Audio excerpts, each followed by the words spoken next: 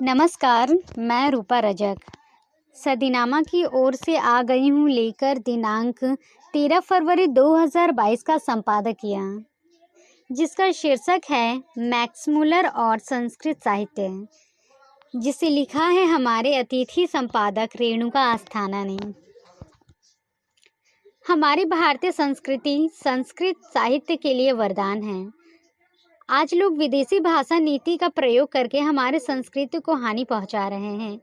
वहीं दूसरी ओर जर्मन के विद्वान प्रोफेसर मैक्स मुलर, जिन्होंने संस्कृत का अध्ययन ही नहीं बल्कि उनमें पीएचडी करके संस्कृत को एक नई पहचान दी।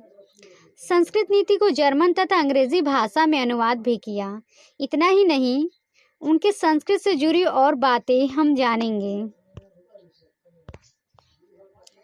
आज जब हम पूरी तरह से विदेश भाषा, शिक्षा और संस्कृति में उलझकर अपना अस्तित्व भ्रामक बनाते जा रहे हैं, अपनी पहचान खोते जा रहे हैं, तो मन सोचने लगता है कि हमारे वेद पुराण, हमारी प्राचीन धरोहर, क्या ये सब गलत थे या हमें उन्हें जानने की इच्छा ही मर चुकी है? और यदि ये सच है तो ऐसा क्यों है? याद आते हैं जर्मन के विद्वान प्रोफेसर मैक्स मुलर, जिन्होंने संस्कृत भाषा का अध्ययन ही नहीं बल्कि संस्कृत में उसमें पीएचडी करके संस्कृत भाषा के विख्यात नीति कथा संग्रह हितोपदेश का जर्मन तथा अंग्रेजी भाषा में अनुवाद भी किया। ऋग्वेद संहिता तथा उसके सायन भाष्य की पांडुलिपियां भारत से इकट्ठी करके उसके संपादन तथा प्रकाशन के लिए वे ईस्ट इंडिया कंपनी के बोर्ड ऑफ डायरेक्टर की आज्ञा से 3 वर्ष भारत में रहे। मैक्स मुलर ने हमारे वेद पुराणों को पढ़कर स्वयं अनेक मौलिक शोध लेख प्रकाशित किए, व्याख्यान दिए, क्योंकि इन ग्रंथों के अध्ययन के बाद उनके भीतर हमारे देश के प्रति बहुत आदर, सम्मान और अभिमान भर गया था।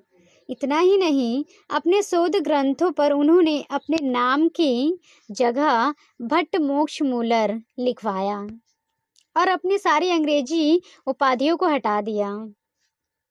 उन्होंने अपने व्याख्यान में स्पष्ट किया है कि सभी भारतीय सत्य के प्रति सम्मान रखते हैं, सत्य आचरण करते हैं, क्योंकि सत्य में एक ऐसी स्वयंभू शक्ति है जो बार बार असत्य के सामने हारने पर भी अंत में तमाम विरोधों से ऊपर उठकर भारतीय असत्य को परास्त कर देते हैं।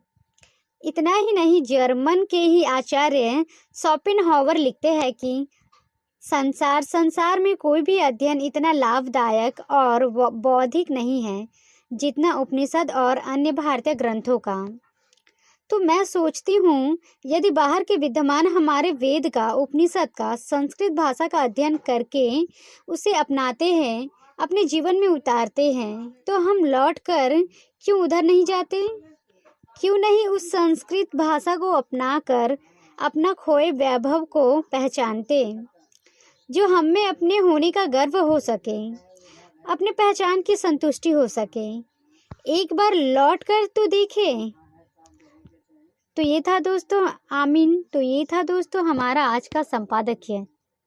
कल फिर लौटेंगे एक नए विषय, नए संपादकीय के साथ। तब तक के लिए नमस्कार।